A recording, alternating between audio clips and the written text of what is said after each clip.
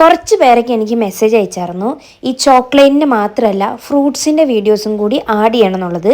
എന്നാൽ പിന്നെ അങ്ങനെ ആയിക്കോട്ടെ എന്ന് ഓർത്തു. എനിക്കിഷ്ടമാണ് കേട്ടോ വെറൈറ്റി ആയിട്ടുള്ള ഫ്രൂട്ട്സുകളൊക്കെ ട്രൈ ചെയ്യാൻ വേണ്ടിയിട്ട്. ഇത് യെല്ലോ കളറിലുള്ള പാഷൻ ഫ്രൂട്ടാണ് കേട്ടോ. ഞാൻ ഇതുവരെ കണ്ടിട്ടില്ല.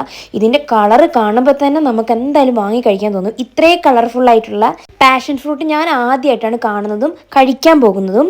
ഇതിനെക്കുറിച്ച് എനിക്ക് പ്രത്യേകിച്ച് ഒന്നും അറിയത്തില്ല. യെല്ലോ പാഷൻ ഫ്രൂട്ടാണെന്ന് മാത്രം അറിയാം. എന്തായാലും ഇത് ഓപ്പൺ ചെയ്തപ്പോൾ ഞാൻ വിചാരിച്ച ഒരു കളറല്ലായിരുന്നു കേട്ടോ ഇതിൻ്റെ ഉള്ളിൽ.